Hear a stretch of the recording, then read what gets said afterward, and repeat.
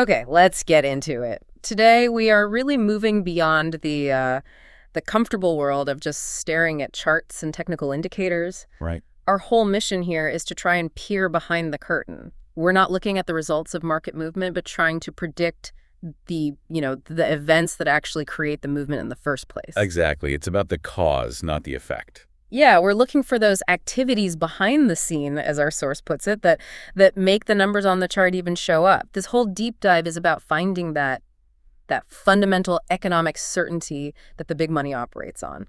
That's precisely the scope here. I mean, this isn't about finding the perfect technical entry signal. It's about understanding the heavy mechanics of institutional money. The plumbing of the system. The plumbing, exactly. We're focusing on how the world's largest investment firms use this very specific hierarchy of financial instruments. Yeah. ETFs, bonds, and then the big one, futures and options. And why it all comes back to thinking like an economist. Yes. And why, ultimately, adopting that mindset, the mindset of an economist who truly understands global economic situations, is maybe the only real, unparalleled trading edge that's even available today. So I guess our central question, when you boil it all down from the sources, is pretty stark. It's how is it that these big investment firms, these prop houses, consistently manage to liquidate the market on the first hand, leaving the retail trader, and that's often you, the listener, the individual investor, as, well, nothing more than an easy target? It's a critical question. Because if the market feels like it's systemically tilted against the little guy, we want to know the mechanical and, the financial reasons why that is basically the mandated outcome. And to get there, the data points we have are actually extremely specific. They often show these anomalies, let's call them, that really challenge the whole idea that markets are purely efficient or that price action is the main source of truth. So we're looking for the economic certainty that comes before the price. Before the price even moves. That's the goal. Okay, so let's start our investigation with what feels like a real smoking gun. A piece of evidence that suggests these hidden activities are influencing returns way beyond what the underlying index should ever allow. Yes. This gets into analyzing a specific market example, what the source calls the hierarchy and silver bond of ETFs. And here's where it gets really interesting, because it feels like it proves the chart of, well, if not lying, then at least showing just a tiny fraction of the truth. It's showing the shadow, not the object casting it. The source highlights a very particular and, I think, crucial claim. Okay. It says that Nippon Silver ETFs show returns that are greater than the returns of the BSE and NSE index. Whoa, hold on. And when a listener hears that, they might just shrug and move on. But this is an institutional mechanism laid completely bare. We have to stop and really dissect what that means. Yeah, let's absolutely ground this for the listener. So if I go out and buy a simple ETF that tracks, say, the S&P 500, my expected return should be a little bit less than the S&P 500, right? Because of fees, tracking error, all that stuff. Correct. There are costs involved. And if I buy a silver ETF, it should pretty much just follow the price of silver. So why on earth is a specific ETF, like this Nippon Silver ETF, showing better returns than the entire stock market indices, the BSE and NSE? I mean, that defies basic financial logic. It does. It completely breaks the passive indexing model. If a product which is designed just to track a commodity like silver is consistently showing returns that are beyond what the actual broad-based stock indices are delivering, it's not passive anymore. It proves it's not passive. It suggests there's some external active force at play.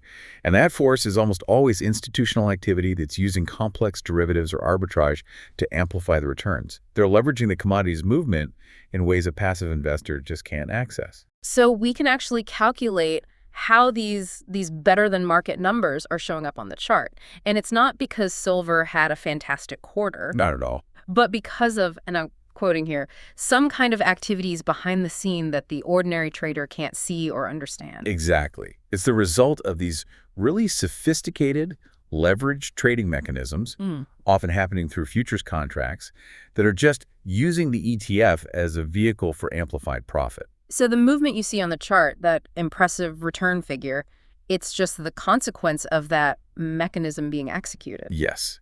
It wasn't the market just deciding on a new price for silver.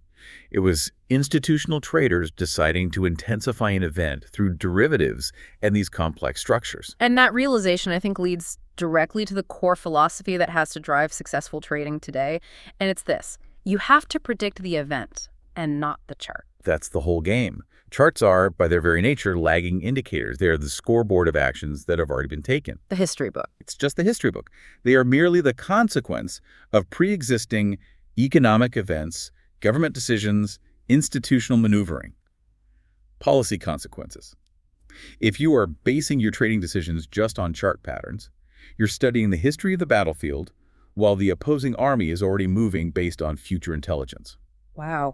The chart is the footprint, the event is the beast. And if you're just looking at the footprints, the beast has already passed you by and probably done its damage. A perfect analogy. So the big question is, how do we shift our thinking? How do we stop looking at footprints? Well, this brings us right to the mental shift that's required for anyone listening today. It's the necessity of becoming an economist thinking equilibrium. Okay, that sounds a little abstract. Let's unpack that.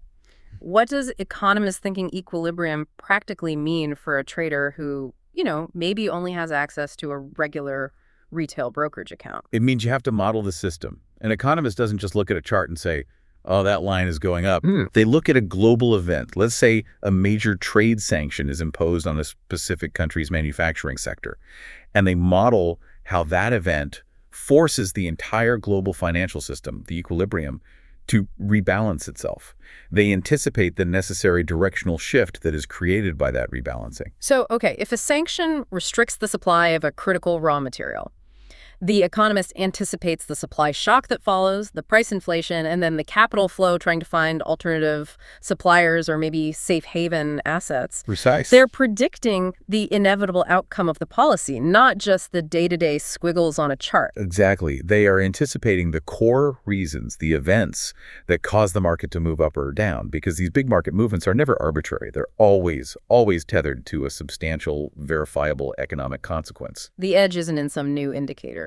The edge is not in a technical indicator. The edge is in identifying the core economic events that are substantial enough to generate the kind of volume and sustained directional movement that the big players can really capitalize on.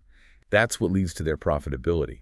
You have to view the market not as a series of random data points, but as a direct reflection of underlying government and international consequences. That makes that Nippon ETF example so much more critical then. The institutional players just intensified a known event, maybe a shift in commodity demand.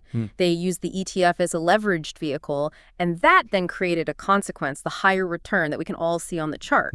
So to succeed, we have to move upstream from that. We have to predict the initial event itself. That's right. And crucially, the successful firms aren't just reacting to these events.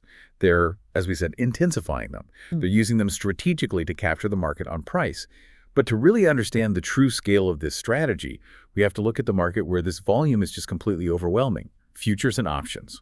Right. Let's talk about the futures and options space, the F&O market, because this really is the primary theater of operations for institutional power. It's where the massive high leverage bets get placed based on these anticipated events. And this section, it really reveals the sheer scale of institutional dominance. It shows the mechanical reality of market capture. The observation from the source material is, it's startling. I want you, the listener, to really visualize this for a second. Okay. F&O contracts are often seen to be 10 times higher than 20 times, 5 times, 4 times the normal volume right when the market opens on a new day. So not just a little busy. This isn't just high volume. This is an instantaneous, overwhelming explosion of capital. So what does that extreme volume spike even signify? I mean, if the ordinary volume is multiplied by 4 or 10 or even 20 times right at the opening bell, that's not individual traders placing small orders. It's not even dozens of retail investors all reacting at once. Wow. That is coordinated, premeditated capital deployment. It's a strategic signal. It's the institutional players moving as a single synchronized unit. This volume is a signal of coordinated economic situations that most people just can't read or learn about. When you see that kind of immediate commitment of capital, it means the big investment funds and the prop firms have already analyzed an impending high-certainty event, a government decision, a sanctions announcement, a policy shift, and they are moving to establish or close out massive positions before the market can absorb that information naturally. So if a retail trader just sees the resulting price jump or dip and decides, okay, I'm jumping in, they're essentially entering a predetermined scenario. They're walking onto the battlefield after the first, most powerful shot has already been fired by an automated system. And that leads directly to the detailed breakdown of this institutional advantage. Big funds and prop firms use these predicted events to liquidate on the first hand. First-hand liquidation, that phrase sounds important. It's critical. It means they are establishing an overwhelming position immediately when the event is confirmed, often through high-frequency trading in F&O, forcing the price move that the retail trader then ends up following. They are capturing the absolute best price points created by that initial explosive reaction to the economic event. And the retail trader, tragically, is entering on the second hand. Always the second hand. They're reacting to the chart pattern that was created by the institutional liquidity dump, not the underlying event itself. It sounds like retail traders are just necessary liquidity providers for them. They absolutely are. When you enter on the second hand, you become, in the source's words, an easy target. Wow. And the consequence, as the source notes, is that the market often goes down when you buy, leading to immediate losses for that retail trader. And why is that? Because the institutional players, having already established their position or taken their profit on the first hand, are now leveraging the subsequent misguided retail momentum to execute the rest of their strategy. They're effectively turning the retail money into their profit margin. That confirms the harshest reality then. The retail entry becomes the final push they need to fully liquidate their massive event-driven position. They intensify the event and use it to capture the market on price. But this aggression, it isn't just about winning a single trade. It ties back to their profit equation. We have to understand the sheer scale of returns and market exposure these companies require. They need certainty, they need size, and they need speed, and it's all driven by some massive non-negotiable financial mandate. Correct. Their entire goal is to make their financial products and their own companies more profitable through this calculated liquidation. They're not looking for a quick 5% return on a small portfolio. They are executing capital movements based on geopolitical and macroeconomic certainty to fulfill massive systemic return requirements. They require enough exposure and enough certainty from an event to move trillions of dollars predictably. If they are moving 10 or 20 times the normal volume, the certainty of that event has to be close to 100%. That begs the question then. If we accept that the market only moves because of these verified events, how does an aspiring economic trader even begin to verify the scale and timing of these things? The source material actually gives us a useful timeline for this verification. It stresses the importance of finding the main reasons for these big events and then verifying their impact, specifically in the context of a one-week contract. A one-week contract. Okay, why is that one-week time frame so crucial for their strategy? It's the institutional sweet spot. A one-week contract offers extreme leverage, but it's short enough to capitalize on the certainty of the immediate shockwave from the confirmed economic event, like a government decision or a partnership announcement, without having to wait for the long-term policy stuff to play out. Ah, I see. These events have immediate high-impact consequences that play out very rapidly, allowing these institutional positions to be established and liquidated within a really short high-leverage window. You need to verify that the magnitude of the economic shift is big enough to generate the necessary liquidity and directional bias for a massive F&O play within just a few trading days.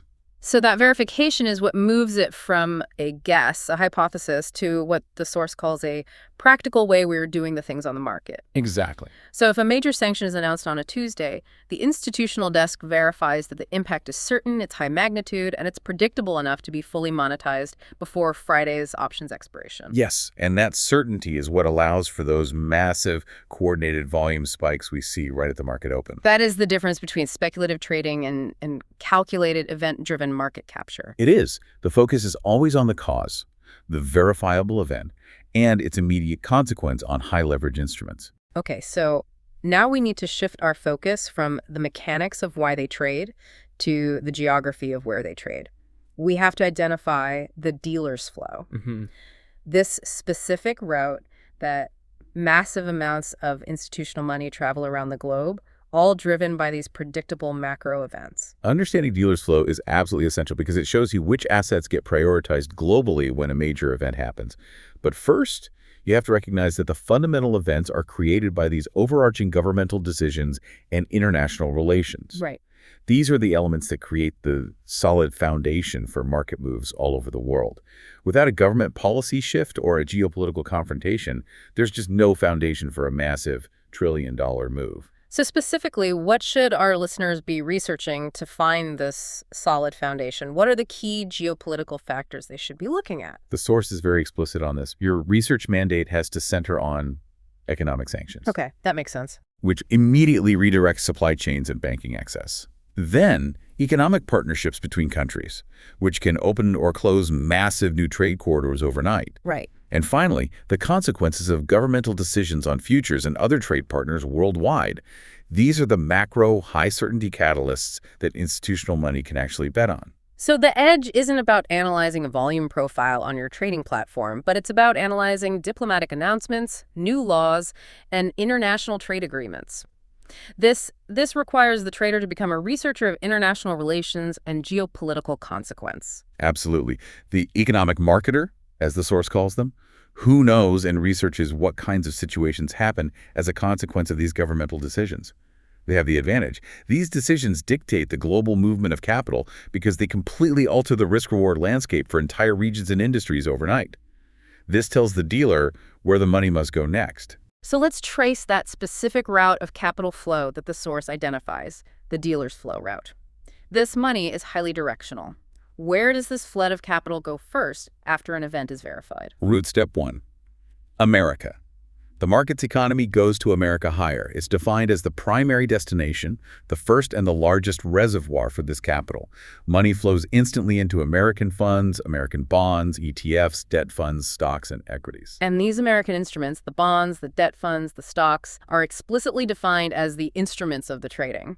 So why is America the crucial first stop for this flow, especially U.S. debt and funds? The U.S. market provides two things that institutional trillions absolutely demand: deep liquidity and perceived stability. You can move a lot of money without moving the price too much. Exactly. If a dealer needs to deploy or manage, say, $100 billion quickly based on some geopolitical event, they can't use a small, illiquid market.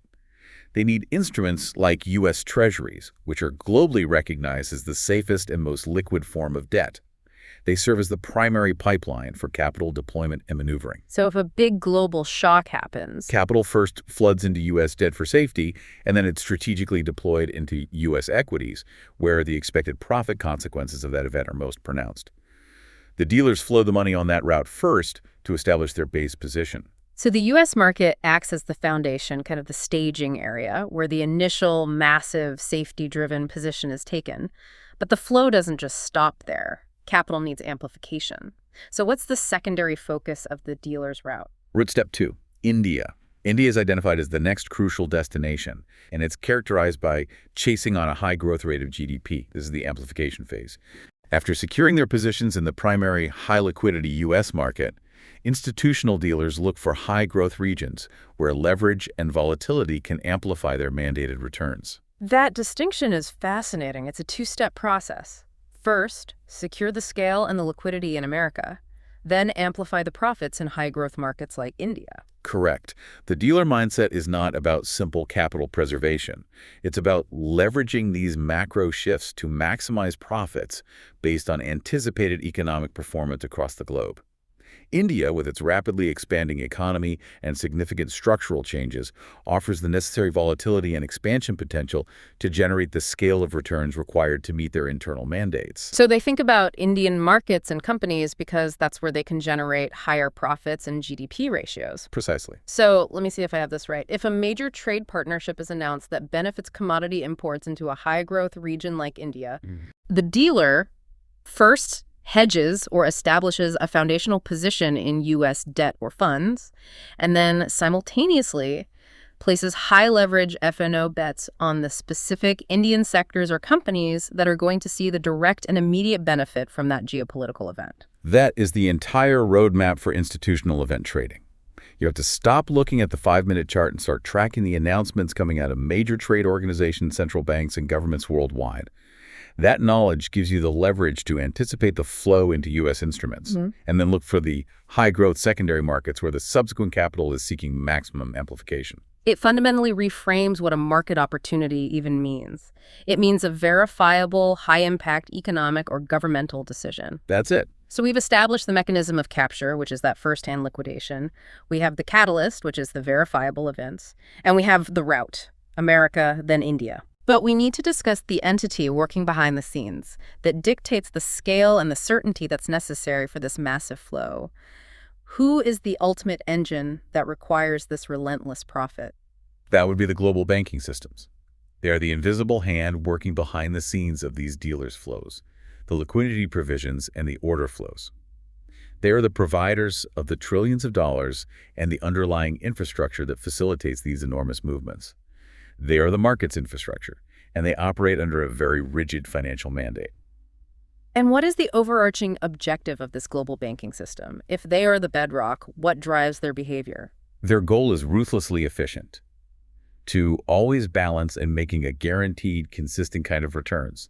This certainty is completely non-negotiable because banks, unlike a speculative hedge fund, have massive, predictable liabilities. Right, they have high operational expenses, they have to provide a return on investment for all those saving accounts. Exactly. They need stability, and they need a scale that only these massive structural market movements can provide. So what is the specific required return they aim for on these trillions of dollars? We're talking about guaranteed profits here, not speculative ventures. The banks aim for a very high mandatory target, 12 to 15% of returns on their whole money. 12 to 15%. On trillions. On their whole money. Now, let's be really clear about the scale of this. We are talking about trillions of dollars under management. If we conservatively estimate the global institutional capital base at, say, $50 trillion, a 15% return is $7.5 trillion in required profit per year. That is a staggering number. $7.5 trillion needed every single year? That mandate. That's the engine driving the entire institutional strategy we've been talking about. The sheer size of that required return dictates the quality of the intelligence they need. It's exactly right. This requirement dictates all institutional behavior. If you require a 15% fixed return on trillions, you can't rely on chance or volatility or simple technical analysis. You have to rely on verifiable events that provide high-certainty directional moves and allow for that aggressive, synchronized, first-hand liquidation necessary to secure those massive profits. The need for $7.5 trillion in annual profit is why they need to know about sanctions before they happen and why they need that 20 times volume spike in F&O. Precisely. So for the learner, this means two things must be understood first to really gain that competitive edge. Okay, what are they? First, you must understand the banking system and their working styles. You need to grasp their massive return obligations, how they manage liquidity, and how their fixed needs shape the entire market structure. Their financial needs are the reason the market behaves the way it does. And second, you must prioritize understanding the economic situations and how they flow the system. This is the core skill we've been discussing all along, analyzing governmental decisions, sanctions, partnerships, all the things that trigger the dealer's flow from America to high-growth markets like India. So if you combine those two insights, the systemic need for a 12 to 15% return and the event-based catalyst from geopolitics, that reveals exactly how the market anticipates. Yes. It's not magic. It's not market timing. It's anticipation based on the known massive structural needs of the banking sector being executed through high-certainty event predictions. The anticipation is the dealer flow front-running the public's realization of the consequences of a major economic event.